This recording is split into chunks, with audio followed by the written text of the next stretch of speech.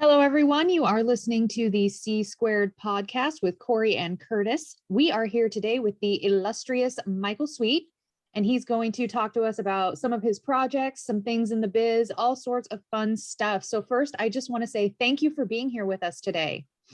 Well, thank you very much. I've never been referred to as illustrious, but I'll take it.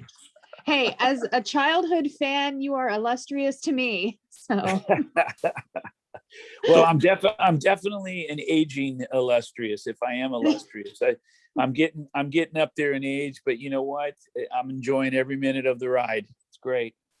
So, Michael, for first thing, can you kind of talk about your new project that you have with Tracy Guns? Like, it's a bit of a different thing for you, but can you kind of go over that briefly?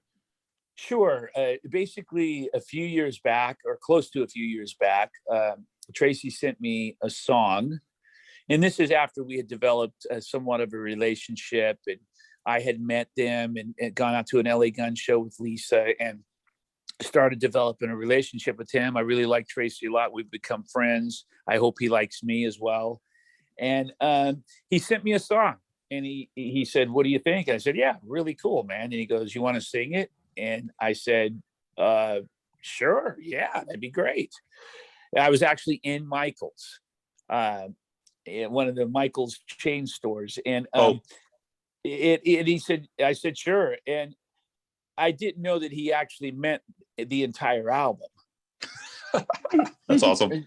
So I just got one song, and it wound up turning into me singing the whole album, which is even better.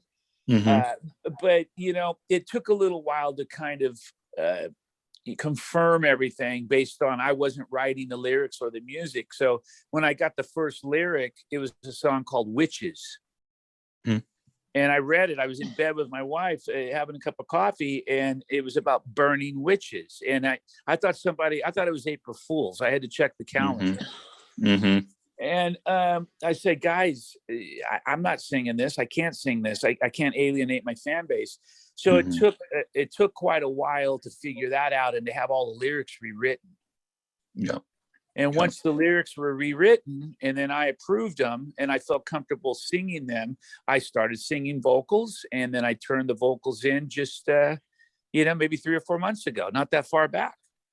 Nice. And you guys are releasing what date? I believe it's May 14th. May 14th. Cool. Now, do you think that just before we get on to the next thing, do you think that this is going to be more, do you think Stryper fans are actually going to be into this, or do you think it's going to be more a different type of crowd? Well, I don't know why Stryper fans would not be into it. Fair. Tracy's a legendary guitar player. It's got elements of Stryper, meaning that style. Mm-hmm. And I'm singing. Yep. So I tried to sing it. I tried to sing it a little different, with a little more grit and a little different style. But I would think that Stryper fans would really like it and like the music and like the performances, because it's a really cool album. Yeah, totally. Okay, so now one last part, just on the album part. So you said that you had to get all the lyrics rewritten for the album, or just some of them? Well, I should probably restate that. Most of them. Cool. Okay. Most of them. I think there were just a few that didn't need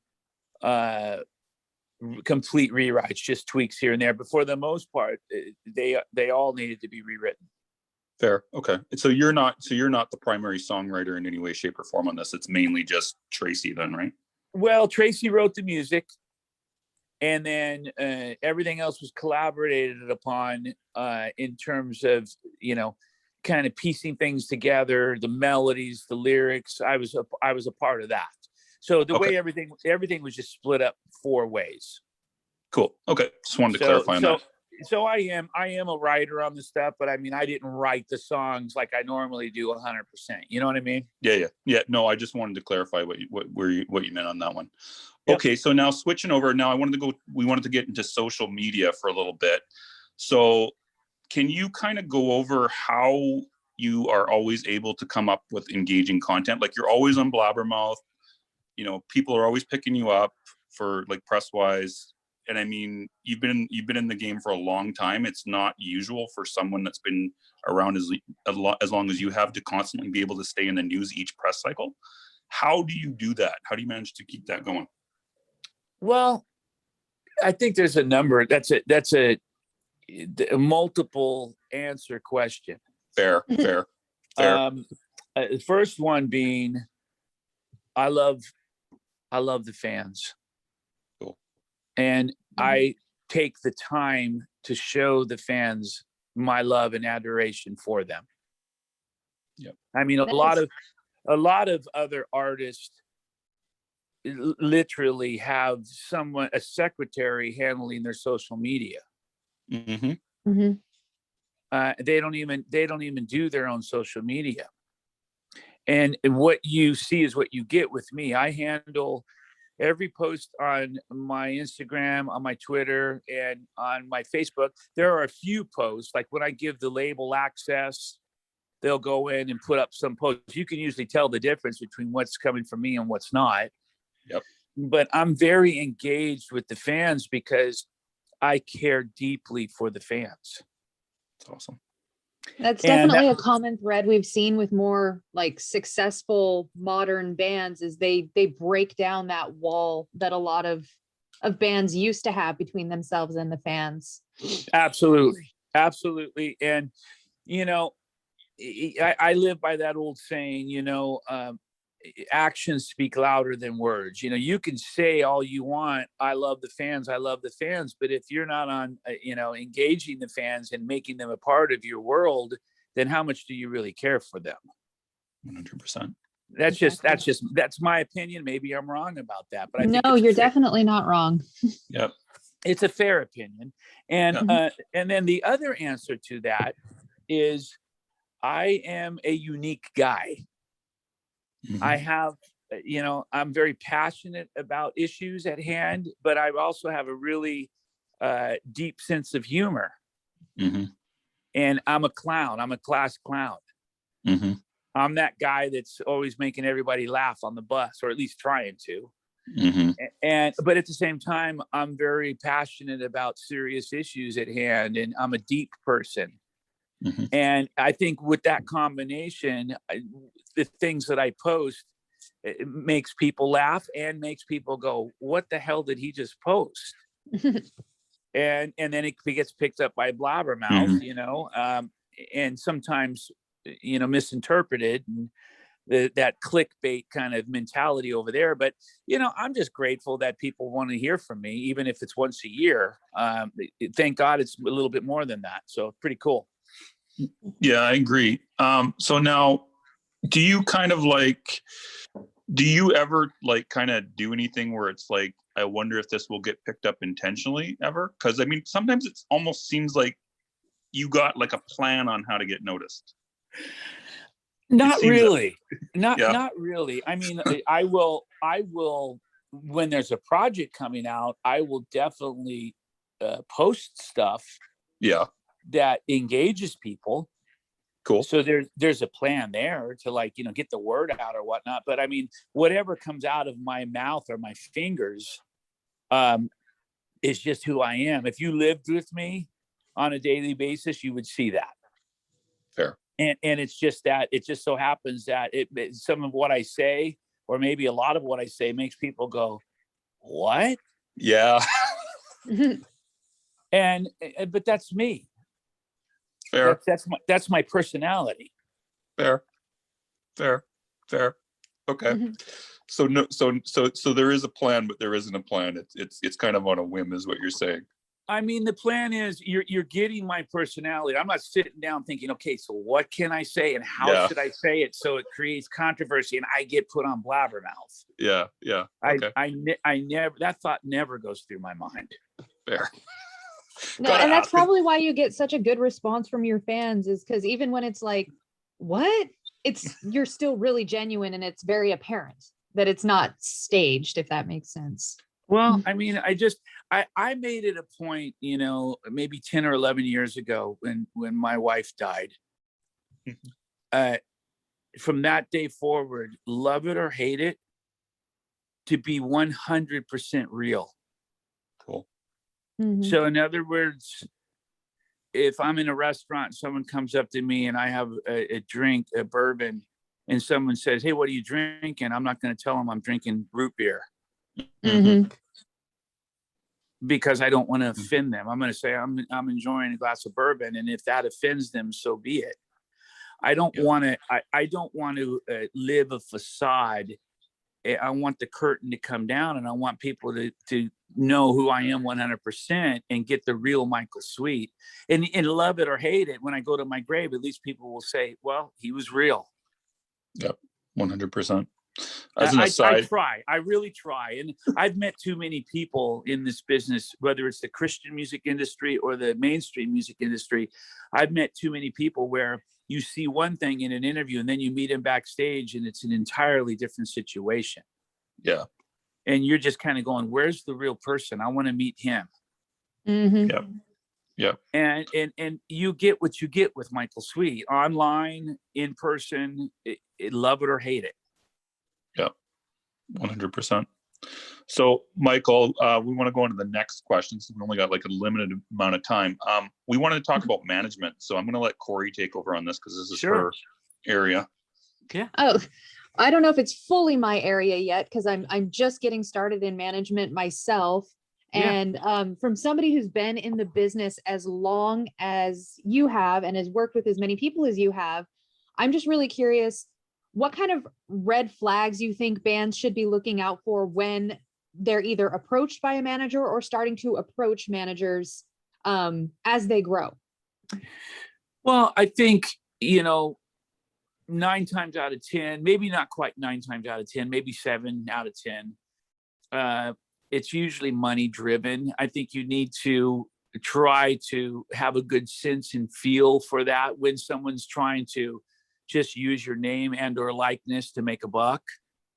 Mm-hmm. And if you get that sense, I say run as fast as you can. You want to work with people that have a vision for you and believe in you as a person, and on the side want to maybe make a little money and get paid for doing that. Yep. But that's not the driving force. And I'm pretty good at being able to figure out who's in it for the money and who's not. And thank God my wife Lisa co-manages us along with my dear friend Dave Rose. And Mm-hmm. I've got 2 people that are working together. Dave excels in one area, Lisa excels in another, and they work together, and it's a great team. And we have the best management in the world. It sounds like a wonderful relationship, and it's always good when you have those kind of people who are very invested in who you are and what you want to accomplish, and everybody's on the same page with their goals and everything, because that's another thing that we've kind of talked about is management not sharing the same vision or the same goals. Because you have the best management in the world. What are the things that you love the most about your management team other than, being married to one of them? Well, I think that what I love the most is they always have our best interest in mind, and that shows. Mm-hmm. A lot of times management, we've worked with managers. We were with Gold Mountain Entertainment, and at the time they were the biggest management company, one of the biggest in the world. They were managing Nirvana and Bonnie Raitt, Yep. a number of other huge bands, and it almost felt like they were the artist. In other words, they were the rock stars. They were the ones that had the egos, and they were the ones that wanted to be catered to. And that's at least how it felt to me. It felt reversed. Mm-hmm. And you never want to work with a management company that makes you feel like that. We did again with Union back in 2010. It kind of felt like that again, where they were sitting on the, for lack of a better way of putting it, sitting on the throne. They were calling all the shots. They were in charge. And that should never feel that way. The band should always be the ones that are in charge, because they're the ones that are creating the music and have the vision and the passion for that. And the manager should just kind of follow that lead and help guide them to do the right thing and be good with their money and good stewards and all that, but not run the show and do so with an attitude. And I think you need to stay clear of management companies like that. Oh yeah, definitely. And I definitely try to instill a lot of that, and all of that in what I do with my guys too. Yep. So And yeah, that's at great. least I know I'm on the right track. That's what you want to do. Always do it. You know, you want to make suggestions and everything, but it's how you do so. And, you know, Oh yeah, definitely. at the end of the day, if they feel really strongly about doing something, you kind of have to say, well, okay, I don't necessarily agree with that, but since you guys all feel so strongly about it and I'm outvoted, let's do it. I mean, it's kind of their project, you know? Exactly. Most definitely. And I mean, at the end of the day, you can always try something, and if it doesn't work, we learn. Exactly. But at the same time, bands need to listen to management a little bit more. I've learned that over the years. You know, when they're telling you, hey, you need to do 3 shows instead of 2, because if you only do 2 shows on this fly run, on this Weekend Warrior thing, you're going to lose $3,000. But if you add that third show, you're going to make $3,000. You'll be, you know, you'll be in the black instead of the red. Exactly. Yeah. And I think that's why it's so important to have people that that share the same passion for the music that the band is creating. It's almost like an not necessarily part of the band, but an extension of that, you know, that passion. They're equally as invested in the success of the band rather than the success of themselves. Totally. Absolutely. And I think a lot of times management, from what I've seen, it almost feels like they think often that they're in control and they're at the top of the food chain, when in the reality, it's a team.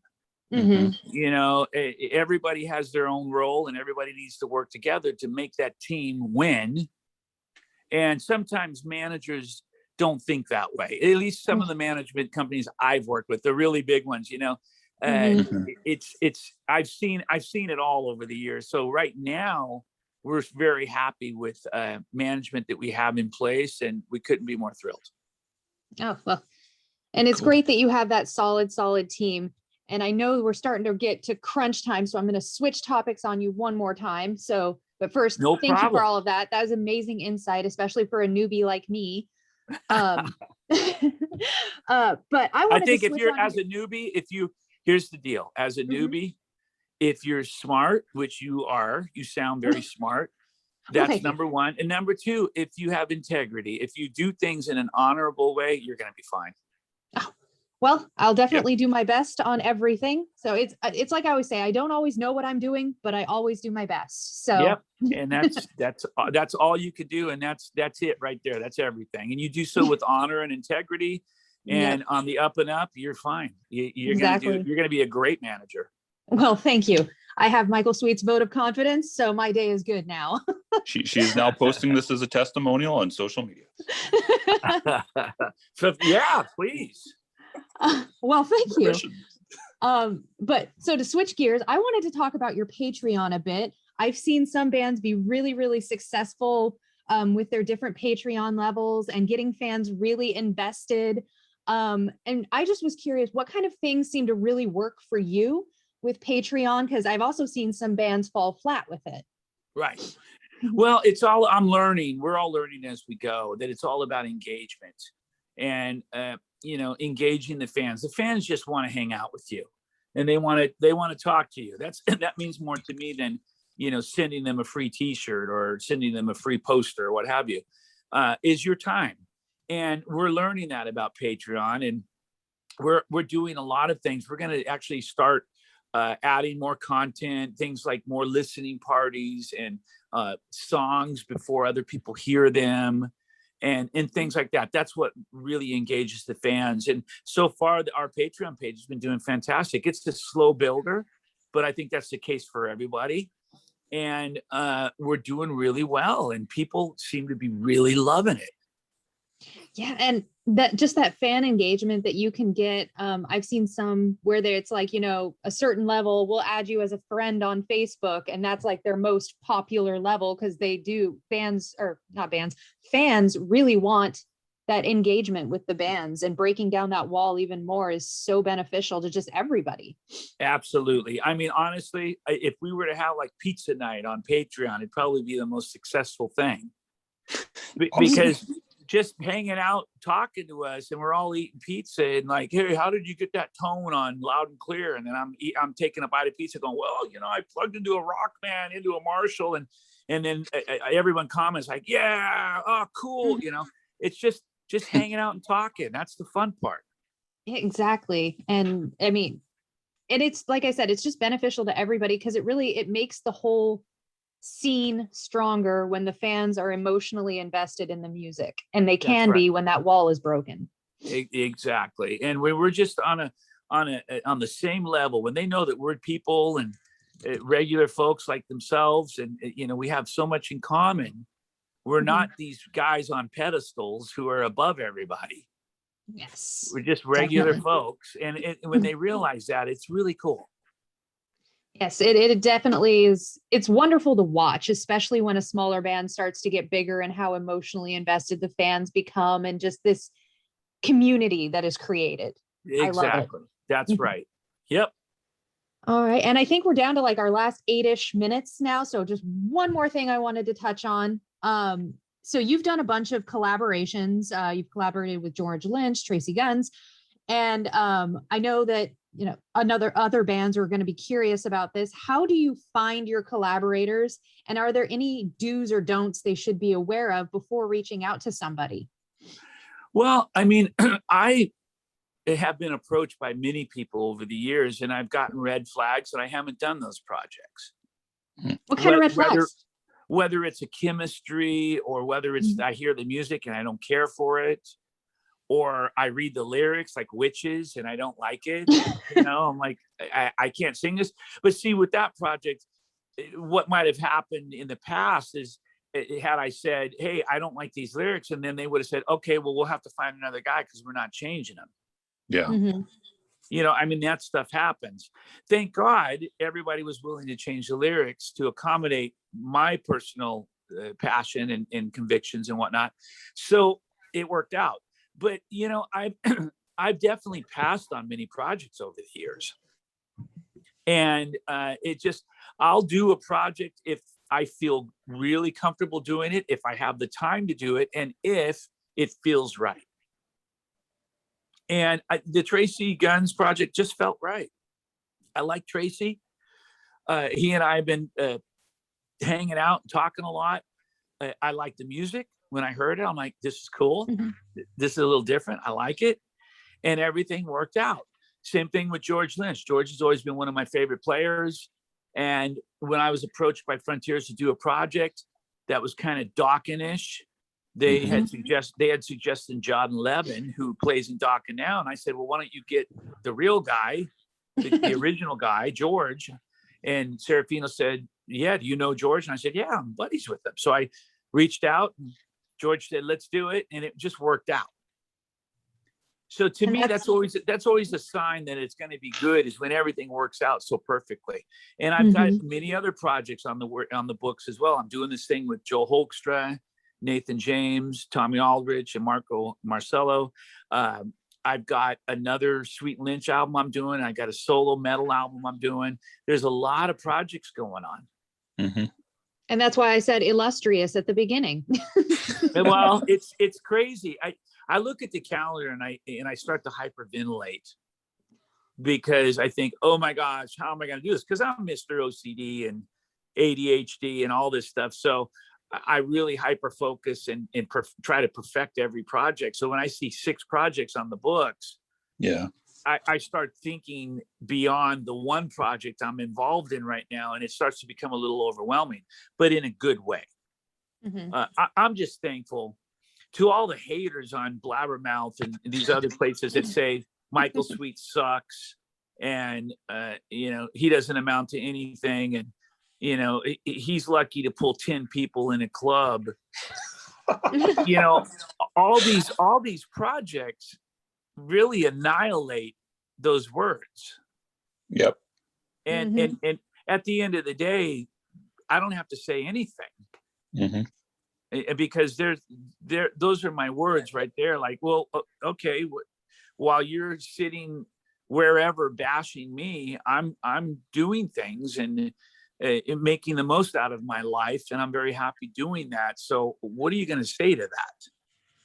Exactly. You're out there engaging with your fans, creating that community. And I'm blessed. I'm very blessed. And I don't say that ever with an ego, because I could wake up tomorrow and it could all be gone, and I don't have any projects, or I can't perform anymore. So I never ever want to take that for granted, and I always want to remain humble, and I am, and I try to be. But it's just interesting how we live in a world where so many other people seem to want to attack that, with people's success. Yeah, it is an interesting dynamic anymore, that it's when people are successful, others just go after it. Yeah, it's a bit heartbreaking. Very strange. And I find myself taking part in that sometimes too. When I was asked about the last Van Halen album, do you like it? And I said, well, no, not really, I like the old albums. And then as I thought about my words, I thought, well, who cares if I like it or not? They did it. Yeah. And it was successful, and they're Van Halen. So shut up, Michael. It doesn't matter what I think. My opinion really doesn't matter. Fair enough. Yeah. So I think we've pretty much run out of time, Michael. Do you have any final thoughts that you want to say? Well, I mean, I appreciate you guys spending some time with me today. And if it wasn't for people like yourself, I wouldn't be sitting here doing this. So thank you. There's a lot coming in the next few years, so much. And I'm really excited about this one project I'm working on right now. I keep calling it an inspirational album. But I think every album I do is inspirational in terms of the lyrics and the message. But this one's really special. It's very unique. It has its own unique signature, unlike anything that I've ever done before. And I can't wait for people to hear it. So I'm finalizing vocals on that over the next week and a half.